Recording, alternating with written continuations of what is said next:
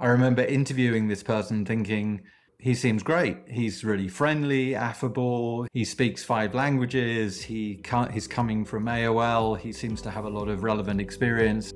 He'll be no trouble, but I think he'll really help the company. And when he came in, my overwhelming feeling was he was the toughest boss I ever had in my life. Welcome to the Startup CEO Succession podcast, where we dive deep into the pivotal journey of founder CEOs who face the critical decision. Should you continue leading your business or bring in a new leader? I'm your host, Evgeny Shadchnev. As a founder coach and author specializing in CEO succession, I interview founders, chief executives, and investors who share their stories of navigating this transition. Today, I'm speaking with Graham Hobson, founder of Photobox, the Europe's largest personalisation company.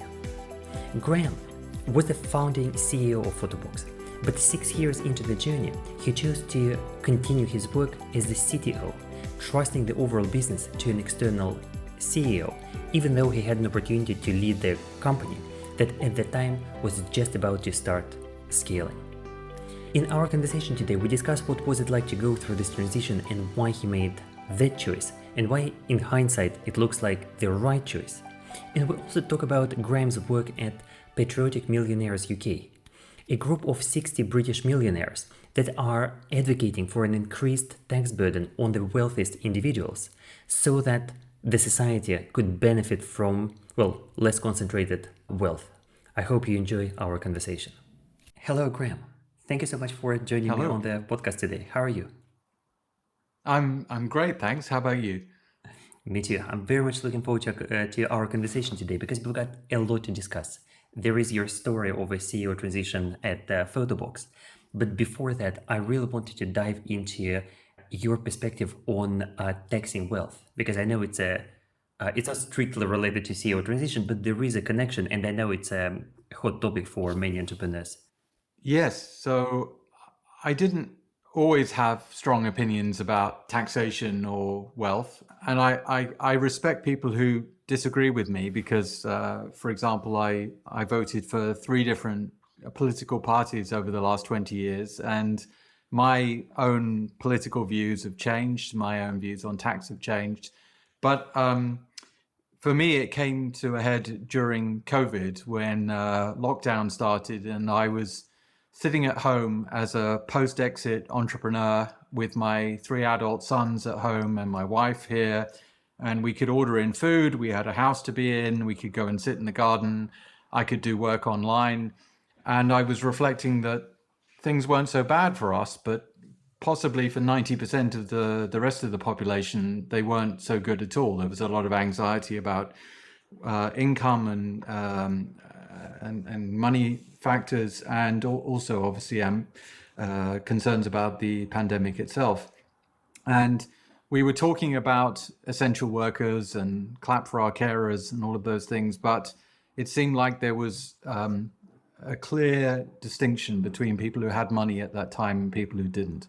And I was thinking, well, maybe it would be an amazing show of solidarity if people with wealth could fund some of the costs the country was inevitably going to have to pay because of COVID. And there was talk at the time of 70 billion. That was the first check the government was going to have to write to cover immediate responses to COVID. And I did a back of the envelope calculation with, I'm sure, very bad statistics from a website I found about distributions of wealth. And my rough calculation was we could do a one-off wealth tax that would raise 70 billion from people who already had huge amounts of net wealth, in the millions, and therefore wouldn't suffer any loss of lifestyle. And thinking that would be a great symbol to the country that we're all in this together. And I tried through various networks, one of which you're in, to connect with people that could help me with that mission. And I got some really great introductions to like my MP, the Treasury, Campaign for Social Justice, and a few others. But it all came to dead ends. And eventually I found a few months later a letter in the US called Millionaires for Humanity, which really talked about these values and these ideas that people with wealth have a responsibility to pay back into the the social contract that they've benefited from. And I signed that letter, and I connected with a few other people in the UK that felt the same, and we started an organization that is really tackling or analyzing this wealth inequality, extreme wealth inequality that we find these days, the collapse in social mobility over the last few decades, and is proposing, amongst other things, a wealth tax and a realignment of capital gains tax. And it's something, I feel strongly about. I think one more thing that's particularly relevant to entrepreneurs is that a lot of entrepreneurs claim if they have success, well, it was me, it was my idea, my effort, my expertise that generated that wealth. And that's certainly true to a certain extent. But my business was built on the foundations of a lot of government and societal investment. I created an online business that could only exist because the UK government over the years had invested in telecommunications, infrastructure, education, health. All of these things enabled me to build an online business, hire smart, talented people who were healthy to work in it, and to sell to people who had money in their pocket, and to raise money from investors who were happy with the UK tax and legal system. So all of those societal components had enabled my business. And then when it did grow large and I was able to sell it, I felt that government and society were my biggest investors, and therefore should have benefited probably more than they did by that business success. So yes, I feel like it's my time to give back and to argue that others should feel good about that too. But like I said, I also understand some people feel passionately the opposite way, and we have some very interesting conversations. Yeah. And I completely agree with you. We're all interconnected. In order to build a business, we hire people who went to universities that were supported by the government and the society, and we rely on physical safety of the army protecting the borders around the country, and so on and so forth. So yes, there is a lot that we as entrepreneurs bring to make our companies successful, but they don't exist in isolation. They exist in the context of a society, absolutely, which took millennia, literally millennia, to build. And I'm curious, very much so. What was the feedback from other people when you tried to discuss it with other high net worth individuals and persuade other very wealthy people to be more generous with their wealth? I think there are a number of core arguments that are often used against that. Some of which I mentioned, like it's my money, I earned it. Why should the government take it? I've already paid enough taxes. I want to give money away through philanthropy and not to the government. And the most common one that comes up these days is, actually the two most common are, if you tax people or you tax wealth more, it's a disincentive for people to achieve success in life. And I completely refute that one. At the time when I started my business, capital gains tax was the same level as the highest rate of income tax. And not that I checked. When I wanted to create my business, I didn't think, oh gosh, let me check what the tax rate is if I sell my business for a few million in the future. I just wanted to solve the problem. I felt passionately about this was a service that did not exist. I wanted to use it. If I was lucky enough to find other people who agreed with me and wanted to buy those products, then great, but I wasn't thinking about tax planning at that time. So I don't agree with the disincentive thing.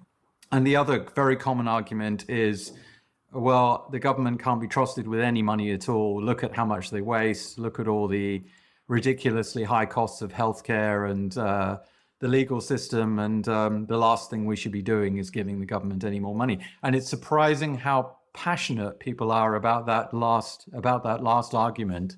And I get it. I get people concerned about wastage, inefficiency, but that's really a separate question from who pays. When it comes to running society, running a democracy, we have this system called tax where every citizen pays money. And yes, people who earn more pay more, But if you need to raise money to run government, it has to come from somewhere. It either comes from everywhere, including the lowest paid working families, or it comes from the higher wealth people, and you relieve pressure on the lowest paid. So that's a separate argument as to whether governments spend money wisely.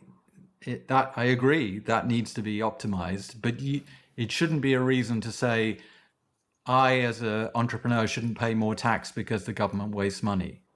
I think also anyone who's been an entrepreneur, and I know you have this experience too, is you don't make every decision right in your business. If you're lucky, you get 6 out of 10 decisions right and 4 out of 10 wrong. But businesses can still thrive if they get a majority of decisions right. So we shouldn't expect governments to get 100% of things right.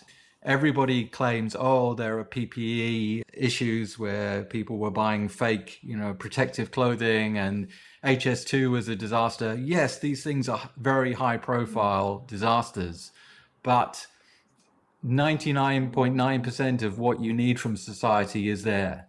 The roads are paved, water comes out of the tap, the lights switch on, the bins get collected. What we expect from society broadly works. And we end up arguing about the very small edges of what doesn't work in society. And I can't help but ask you, have you made more friends or lost more friends since you took a public position on the issue of wealth taxation? Oh, that's a really good question. I think I'm a very reasonable person and a very polite person, so I can't say that I've lost any friends, to be fair. I have some very argumentative conversations, and I'm thinking of a couple of people in particular that totally disagree with me, but I still have a nice meal with them 3 times a year. In some ways, I've made more friends. It's funny, I don't hang out with rich people. It's not something I choose to do, and I don't own a yacht or a supercar or anything like that, so I don't have those kind of clubs. I don't play polo. Nothing that are considered to be rich pastimes. And, we live in West London in a nice community, and we have friends and family that we've always known. But because I've been campaigning and part of a think tank that argues for more progressive taxation against inequality, I do spend more time with people of wealth who share the same opinion. So yes, I guess I've made some more wealthy friends in the process of arguing for this, but I haven't lost any friends. Graham, let's make a transition to your business and your story of your own CEO succession. You founded Photobox in 2000. Is that Yes. right? Can you tell me more about Photobox? What did the company do? Yes, so I was a technologist. I left college, ended up working in investment banks for about 14 years in technology. And when I got to my mid-30s, when I was 35, I had 2 young children at the time. I've got 3 men in their 30s as my sons now. In their 20s. But at the time, I had a 3-year-old and a 1-year-old. And my wife and I used to take lots of photos of them. And I'd go down to Boots every couple of weeks with a roll of film and get it developed. And when you have young children, you take a lot of pictures, and grandparents ask you for pictures. And I was just reflecting on the fact that most of the pictures weren't very good. And sometimes the flash didn't go off. This is all film based, obviously. And the flash didn't go off. They were grainy. It was bad composition. And we just ended up with this bookshelf with all these kind of rows of packets of photos where I thought 3/4 of each packet weren't very good. And you don't want to tear up and throw away pictures of your kids. So I was thinking, as a technologist, what if I bought a digital camera and I could be selective about what we print? So I bought a Sony digital camera. This is in late 1999, and it took really nice pictures, and they look great on the screen, but there was just nowhere to get prints, nowhere online and nowhere on the high street. And I, again, being a kind of problem-solving techie, I was thinking, this can't be that difficult. It's basically a website, a print machine, which you see in the back of every boot store, so that's hardly rocket science, and then some kind of order management system in the middle. And I was thinking, that shouldn't be that difficult. So on the tube every day on the way into work, I used to just write this document about how I would solve that problem and break it down into its component parts. After a couple of weeks, I effectively realized that I had a business plan for a digital print service. And I showed it to some people at work. And they said, well, if you decide to do this, we'll invest. And I thought, that's amazing. But of course, most of your viewers won't remember that time, but that was a big boom time and what some would say a bubble in internet businesses. Everyone seemed to be starting an internet business. Amazon was already 2 or 3 years old at that point. There were lots of online services, and suddenly it seemed like that was, a hot topic I'm going to start an online service to do X. I talked to a friend, so it took a bit of convincing to come in as a co-founder, and a lot of random serendipitous things fell into place, and I found myself in a place where I could say, yes, I'll do this business. And we raised about £500,000 in 1 week. It was very a hot time to raise money, and started this print service called Photobox, and we actually went live in May 2000. May 2000, if my memory serves me well, it was 3 months after the .com crash. It was just before. Just before. We launched, I think then lastminute.com had their big famous IPO shortly afterwards, maybe a couple of weeks later, and then the market just tanked. The NASDAQ collapsed, and we'd launched, we'd gone live, but we're talking like a really small start. We were effectively a 2-person company in a really crappy space in Clerkenwell. We had 1 print machine. We'd blown through 2/3 of the money already because nobody would give us a loan or leasing or anything like this. We had to buy everything for cash. Of course, again, most people today won't realize, but at that time, there was no cloud services. There was no AWS. There was no Azure or anything like that. We had to buy our own servers, buy our own rack things, mounted hardware. Our first storage array for photos was 64 gigabytes, and it took 2 people to lift it, and it cost £10,000. So we had to host things ourselves. And we'd always intended to get live and then go and raise more money. And like I said, it was a slow start. Our first live day, we took £2.80 in revenue, and I think the next 2 days after that was 0. So we needed to raise more. And at the point when we went back to investors and said, okay, we've gone live, now we need to raise $1 million to go to the next stage, the funding was closed. Nobody would invest in a B2C business. We had a very difficult time and ended up hibernating effectively for a couple of years and being this tiny company that just did printing for people through word of mouth marketing. And yet it didn't stop you. And 6 years later, it all led to quite a successful merger with a different French company. Yes, Photobox. I mean, the 6 years later bit was more desperation than anything. My co-founder, Mark, and I, we'd paid ourselves very small salaries compared to what we were earning before. We'd gone into this hibernation mode. We did have 1 employee in the early days, and then we had to let him go because we were so tight on cash. We raised a small amount extra from our first round investors, I think another 100K. And that was, we basically realized we had to get to break even over 2 years by just using that 100K. So we went into this cash preservation mode. And even after that, I think we were too cautious. So we were unwilling to go out and raise money. And we were constantly trying to just fund everything, every aspect of growth ourselves. And personally, that was a very difficult time. I sold my car, I remortgaged my house. I never took my kids for hot chocolate at the weekends. I didn't buy coffees from a coffee shop because they were too expensive. I think my poor wife had a hard time, and she kept saying to me, what's the plan again? How long are we going to be in this mode? And that mode was going on for 5 years. And it was really at that 5-year point, I realized that we had to change something. We couldn't carry on running our our business like that or our earnings like that. So I said to my co-founder, we need to grow and raise more money or stop doing this and go back to our old jobs. And we came up with a plan to go and acquire a small Swiss company and to do an AIM listing IPO, a really small IPO. And at the time, everything looked like that would happen. We found this small Swiss company we wanted to buy. And that's another long story. We went to do the due diligence and found that they'd never paid any VAT when they should have. And so the deal collapsed. We couldn't buy them.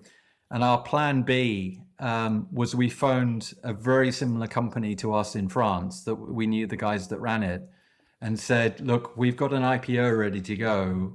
Shall we put the two companies together? And they said, well, actually, we're just about to raise some VC money. Let's do it the other way around. We'll acquire you and we'll do a big VC round to fund it. And so we agreed. I wasn't particularly concerned about who acquired who. Effectively, when you put two companies together and raise more money, it turns into a new entity anyway. And that's what we did. We raised money from Highland and Index Ventures. And that started a completely different phase of the company, which was about European expansion. Yeah. And how big were the companies at that point, yours and the French one? Do you know what? My memory is very vague, but I think we were at the point when the deal went live, we were probably about 3 million revenue each. So about 6 million in total. But I think at the point where the deal was agreed in principle or, talked about a few months earlier, we were probably about 1.5 million turnover in the UK. So we were growing very quickly at that point. So yeah, we were a few million turnover, but not huge. Yeah. And I imagine probably a few dozen people on both sides. So the combined entity was... Yeah, we were probably about 50 people in total at that point across the two entities. Yeah. And you were the CEO of Photobox up until this point. But that's when I think things got interesting from a CEO succession perspective. Because you stayed with the business, but actually, tell the story in your own words. What happened with the CEO position?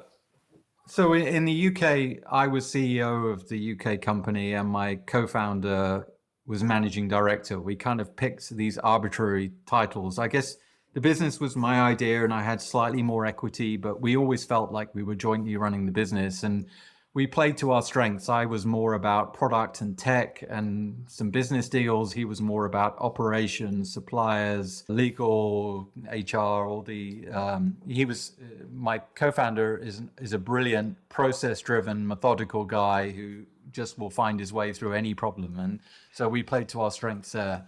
And on the French side, there was a very entrepreneurial, ambitious, high growth CEO, founder, and they had a really strong operations guy who had built out their factory, their manufacturing processes.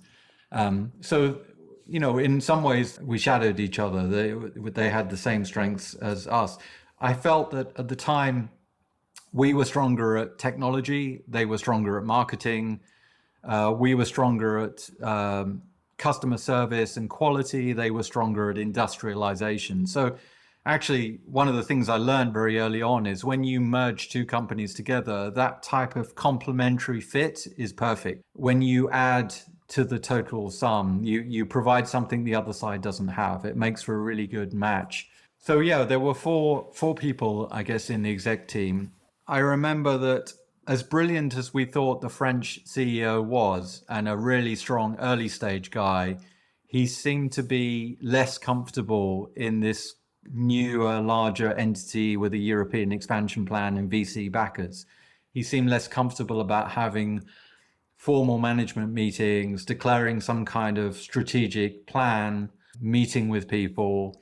And maybe the VCs were starting to sense that frustration as well. And at some point, they had a conversation and said, maybe we need somebody else to run the company.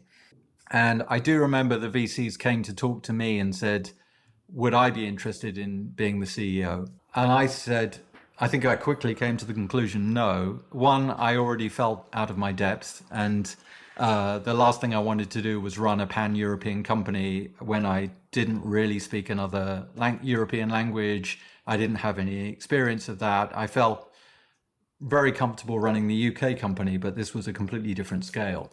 The other thing was it felt like the center of the company had shifted more to Paris, and I didn't want to relocate to Paris. They also asked my co-founder Mark, and for whatever reasons he didn't feel comfortable. And so we went back to the VCs and said, could you help us find someone to come in as a new professional CEO who has the relevant experience and can guide us through the next few years? And they did that. They found somebody pretty quickly, and I remember interviewing this person thinking, he seems great. He's really friendly, affable. He speaks 5 languages. He's coming from AOL. He seems to have a lot of relevant experience, and he'll be no trouble, but I think he'll really help the company. And when he came in, after the dust settled, my overwhelming feeling was he was the toughest boss I ever had in my life. In that he personally always kind of went at 120% of everyone's capacity. He had limitless energy, limitless ability to ask for, what was the right solution, but like you never got a day off. It was, I think we need to do this and you need to do it by the end of next week. And I'm like, so it was relentless, but he knew how to drive growth, and we had the most amazing period of growth in the company, structured planning, preparation for exit. So toughest boss I ever had, but absolutely the right guy for the job. And as well as him running the company in a very professional way, I had access to the best mentor I could ever have, because he was not only willing to do these things, but to share with me the knowledge of how he was doing them and what excellence looked like at that level. So I appreciate his patience, because he could have said, this guy has some skills and relevance, but I really need somebody who's, operating at this level already. So let's get rid of this guy and bring in somebody else. But he didn't. He was very patient. He worked with me and imparted his knowledge to me over a 10-year period. And that was a conscious choice on your part. Quite often people fight to be a CEO of a promising company that just raised from a great venture capitalist. And you made a deliberate choice not to step into this position, even though it was offered to you, and stay and work with, as you've said, the toughest boss you ever had, although you learned a lot over the years. I did. I mean, I think it's my personality really that I never wanted to be the center of attention, or the ego trip of running a multinational company or anything like that. Quite a lot of the time, particularly in that period from 2006 to 2009, say, I really felt out of my depths quite a lot during that period, to the point where, for different reasons, I had a complete burnout in 2008. I wanted to stay out of the limelight, if you like. I wanted to avoid the things that were stressful for me, and I wanted to kind of get on with focusing in a particular area. And for me, that was technology, kind of going back to my core ability, and to be the CTO for the group. So I wanted to focus on that and let him worry about all the things that he knew well, but I knew very little about. And, as you grow, you bring in other people into the leadership team who have skills you're not familiar with, like marketing or operations. As a team, we were incredibly effective. We had a lot of diversity of viewpoints. We'd often argue a lot. Sometimes quite passionate. If you've ever worked in an Anglo-French company, things can get quite heated. But it was in having these different points of view that when an issue came up or some kind of crisis, there was always somebody there that had the right personality and the right skill set to solve it. I think that was our superpower, to kind of have that diversity. But dealing with that and being the CEO of a rabble of people who often argue is a tough job. You have to be like a judge in a noisy courtroom. And again, it's a special skill set and one that I didn't feel I had at the time. And it strikes me how you are describing this situation from two completely different perspectives. On the one hand, how much you learned, how you worked as part of a well-functioning team with complementary skill sets and so on. And at the same time, how difficult it was, the burnout around 2008, a very tough boss who drove everyone to 120%. It sounds like it's just such a story of it being a challenge, but ultimately a challenge that formed you, shaped you, and just made you who you are today. Yeah, it was. All of that stress and all of that learning and the burnout and everything was all worth it in the end, because it was a personal learning opportunity for me, and it was advancement for the company, and ultimately it was financial success for the investors and for me personally. I think if I'd had all the stress, all the burnout, and then the business had failed, it would be a very different experience. I would still feel like I would have learned a lot and probably gone into the next business idea with more armor and more ideas and a clear idea how to progress quickly. So in that respect, it would have still been valuable, but it would have stung a lot more to have spent so many years on a business that ultimately didn't work, and to have suffered stress and health impact and kind of not got to where I did. So I think we always reflect on things as how they ended. And for me, it ended well, and that made everything that went before worth it. Probably unfair of me to talk about childbirth, because obviously you and I have never experienced it, but I've seen my wife go through it 3 times. And, you know, it's at the time it's horrific, but she always reflected, well, certainly twice, that she wanted to do it again. So it's worth it in the end when you're happy with the result. Yeah. And seeing the entire story with the benefit of hindsight really makes a difference. Yes. And at the same time, I really felt it when you spoke about those times 20 years ago when you didn't take your kids out for a hot chocolate on the weekend, purely because the company was going through such lean times.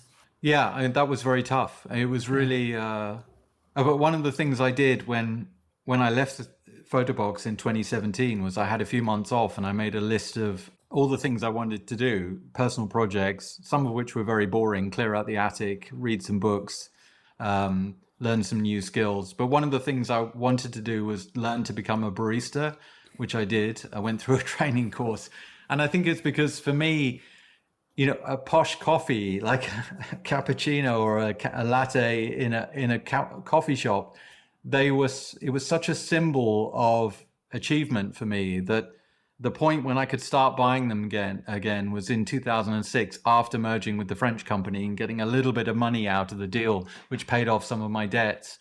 It was really the point where I felt, okay, this is how other people live now. I can go to a coffee shop and buy a coffee for £2.50 and not feel guilty.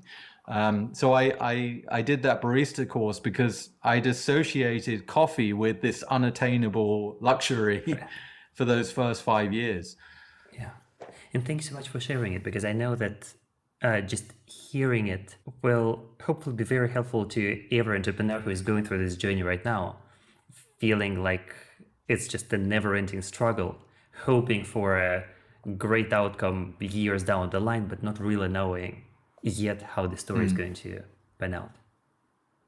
Yeah, I mean, nothing guarantees success. There's no amount of advice that somebody can impart that will suddenly make it possible for everybody's business to work. And it's not like a magic pixie dust or anything like that. But I've learned myself that I made so many mistakes in the first few years, and if nothing else, if I did it again with the knowledge I have now, I could have shortened those first 6 years to 2 years. I have no doubt that I could have gone faster and made less errors with better knowledge. And that's why I've become such a big fan of mentoring. I I spend most of my time mentoring people now, either officially or unofficially. And I really like the opportunity to help people avoid those pitfalls that I experienced.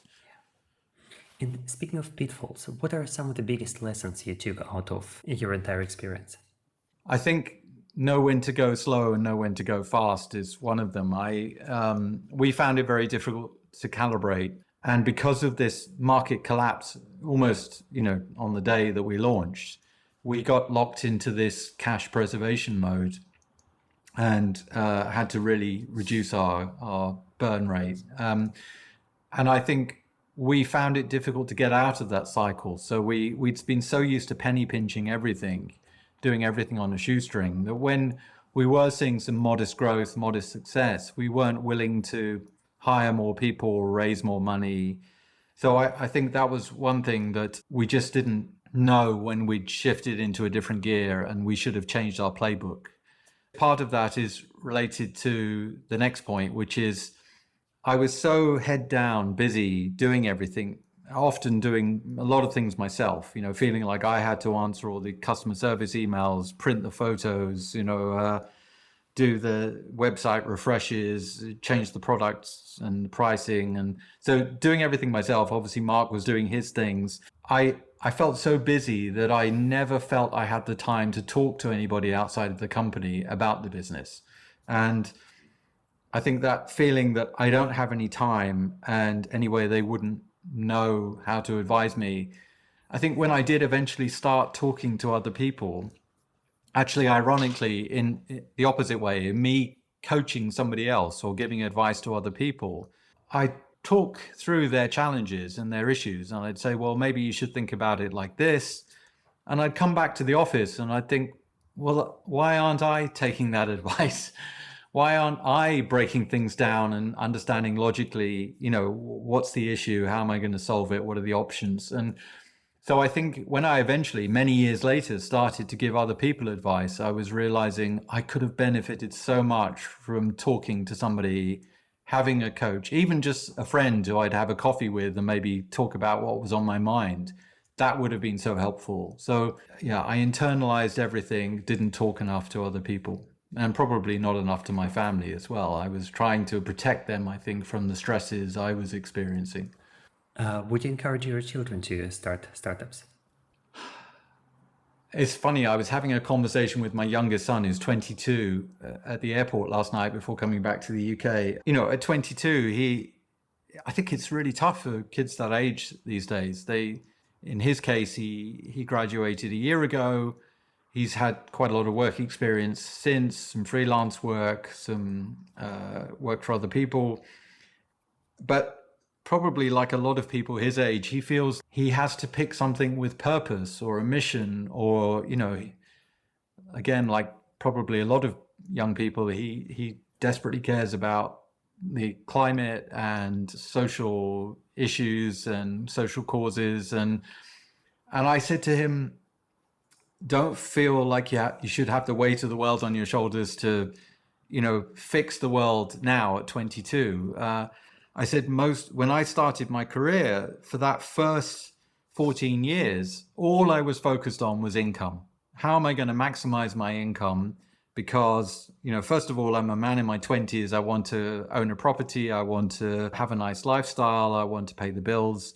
And then in my early 30s, I got married. I had young children. So you're focusing on income, and that's it. I probably had deep down the values I have now, but I wasn't thinking, how can I save the planet? How can I, fix society? It was only when I got to 35 that I was in the luxury position of being able to kind of start a business and declare some kind of personal mission of, now I'm going to focus on investment for future returns. I'm going to forsake income I could have now and hope that in the future it pays back and it's useful. So for me, I've had these three phases of my career, optimizing for income, optimizing for future returns.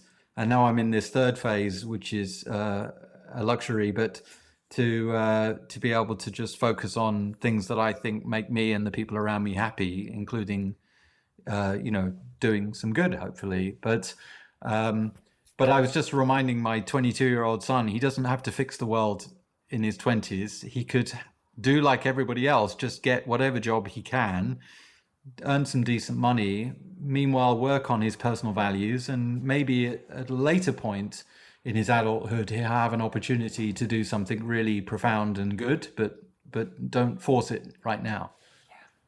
And the reason, I imagine it's fair to say, the reason you're in this third phase of your life right now, where you do have an opportunity to really give back to others, support other entrepreneurs and just other people in the society in different ways, is precisely because of the two previous phases of your life where you focused on first making money and then optimizing for future income. So the entire story fits together.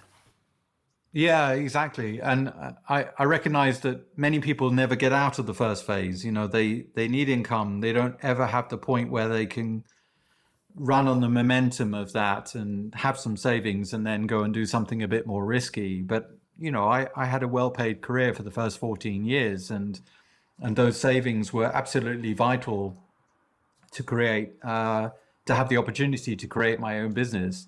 Even then, it wasn't quite enough. I mean, I ran all my savings down to zero. I remortgaged the house. So I took on a lot of debt in the first few years of Photobox, but I wouldn't have had the guts to do it unless I'd had savings in the bank and felt that we could survive with a lower income for a couple of years.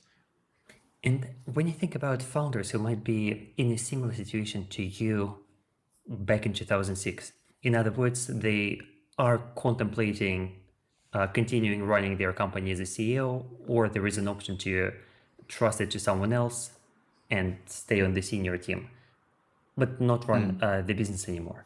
What advice or what thoughts would you like them to take away? Well, it's things that I've covered really, but I guess to be succinct, it's first of all to be self-aware. So to understand that maybe you do have the skill set to continue as the CEO, in which case you need to argue your case. But if you reflect on it and you think, I am not the best person, I don't have the skill set, I'm slightly out of my depth, or a lot out of my depth in my case, I think you have to be self-aware, to assess that and to really ask yourself the questions of, is this a job I really do want? And have I got the right skills to do it? That's the first part. The next part is to be objective about the company's needs. And if you're in this kind of transitional point where there's some inflection point in the company, maybe new funding or new ownership, and there's a change that's prompting this discussion about whether you should be replaced with a more proficient CEO, there's obviously high expectations for the company, possibly a very ambitious goal. And you have to ask yourself, what's best for the company? Is it to stick with me and maybe I'll do a reasonable job? Or is it to go out and get a really hard-hitting new CEO who comes in with the right skill set and can accelerate things? So being objective about the company's needs. And the final thing is to be open to the experience and not be hostile to this new person coming in. For me, that meant just welcoming it, welcoming that new person, saying, look, I'm glad you're here. I'm sure you're going to do a great job focusing on that CEO role. How can I best work with you? What do you expect of me? And I was open to the point where it was an amazing learning opportunity. And I think if I'd been hostile to that person coming in and almost tried to sabotage them, then obviously it wouldn't have gone well for me, for them, for the company. But being open to that replacement and saying this is an opportunity for me, I learned skills I just absolutely didn't have before. And this is, in my experience, one of the biggest mistakes, or one of the things that goes wrong most commonly when it comes to CEO transitions, when founders stay around in some capacity, but they don't really let go of trying to run the business. They are not a CEO anymore, but they are trying to influence it beyond the remit of their new role. And it never really ends well. It undermines the new leader. It's a lose-lose situation for everyone. Yeah. And I think also it comes back to that idea of talk to people outside the company. You get some coaching or mentoring from somebody, or even just a friend, just talking to them about it. I think you might have very personal views about why you think it's a bad idea to be replaced by a new CEO, but often by talking to somebody else, they might say, well, like maybe it's a great opportunity for you and for the company, and they've obviously got their reasons, the investors, for wanting to do this, or is it possible that you can kind of meet them halfway on understanding why they want to do this. I think it's easy to harbor a lot of negative feelings if you're just playing out the whole scenario in your head. But if you talk to somebody else, then maybe you would end up with a slightly more balanced view of it. Yeah, especially if this person doesn't have a bias in the same way that existing investors or co-founders might have, because everyone inside the business has their own perspective, their own position, and their own preference towards some outcome, whereas someone completely external, like you, for example, in your capacity working with other entrepreneurs, can give an unbiased or reasonably unbiased view as to what the situation looks like. Yes, exactly. Actually, in many aspects of professional life, I think it's important to always reassess where you are at any given point in time. And often when I'm mentoring CTOs these days, I urge them to use what we call the fresh eyes exercise. In all executive positions, it's easy to kind of get stuck in complexity and legacy, and you've got these unrealistic goals that people are setting for you, and you feel like you're not moving fast enough, and all directions are quite difficult. And the fresh eyes exercise is really about saying, imagine that you come to work next week and you pretend you are the new replacement for yourself. So you've gone, and now this new replacement has come in, and you're now looking at this job with completely fresh eyes. It's a new situation. You're looking at, what are the business goals? What's expected of you or your team or your department? What resources do you have? You've got people, you've got systems, you've got budget, whatever.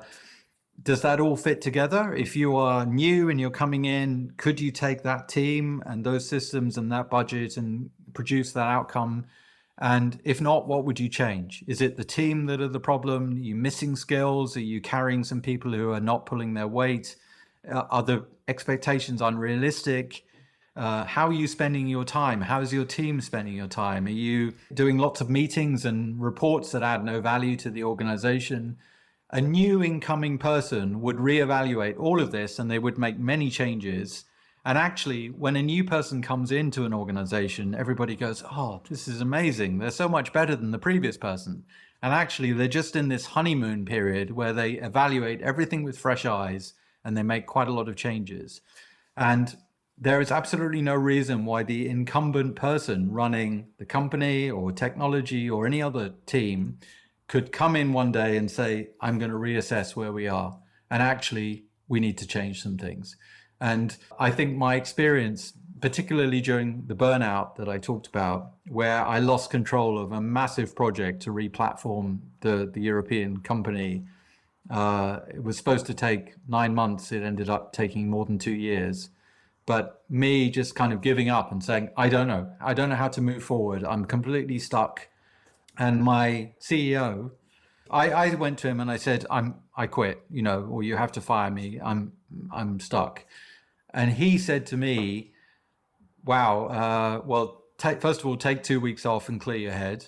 And then he said, when you come back, just tell me what you need to change. What is it? What's wrong? Are we asking for the wrong thing? Again, do you have the wrong team?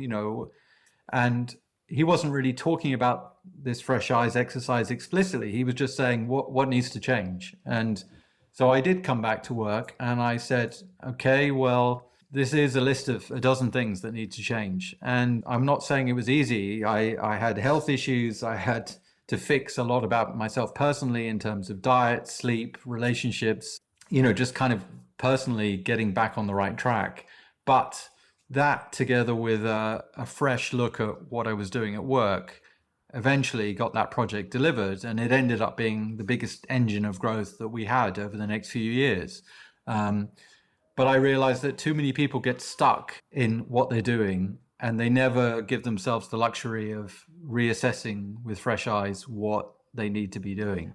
And that whole cycle of honeymoon, delivery, and frustration that everybody goes through in their, particularly CTOs, it doesn't have to be a change of people to get back to the right place. It could be just a change of perspective.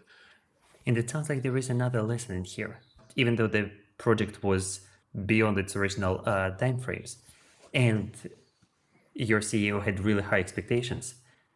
He didn't get angry at you. He didn't push you to pull all-nighters on the weekends. He said, take 2 weeks off, and then let's look at the situation with clear eyes.